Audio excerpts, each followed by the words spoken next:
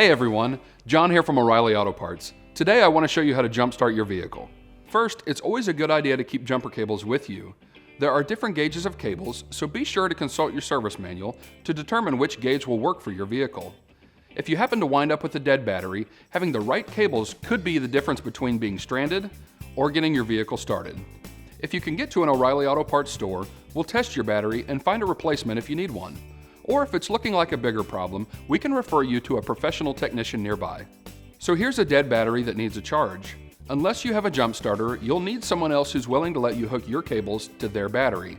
Before you start that process, make sure your lights, stereo, and other accessories are turned off to keep any extra strain off the dead battery. The other vehicle should also be shut off, and the two should be parked close but not touching so that your cables will reach. On both vehicles, set the emergency brakes and remove the keys from the ignition. Jumper cables come in several different colors. Just make sure that you're using the negative cable for the negative terminal and the positive cable for the positive terminals. In almost all cases, the negative cable will be black, but it's a good idea to check yours to be sure.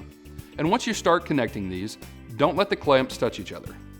We'll start by attaching the positive clamp to the positive terminal of the dead battery. That's the terminal with the plus sign.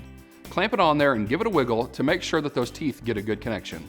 Let the clamp of the negative cable on this end rest somewhere that isn't metal, so there's no ground. Then we're going to attach the other end of the positive cable to the positive terminal of the good battery. Make sure it's really on there. Now attach this negative clamp to the negative terminal of the good battery.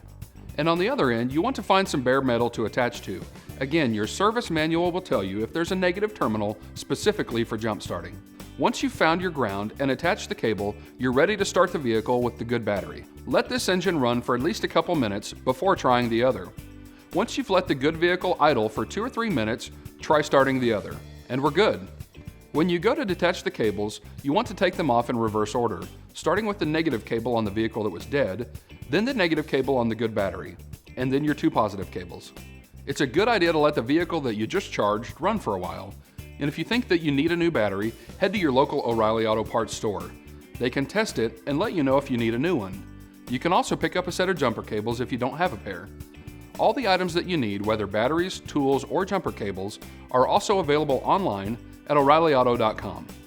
Our DIY videos are designed to help answer questions that we get in our stores each and every day.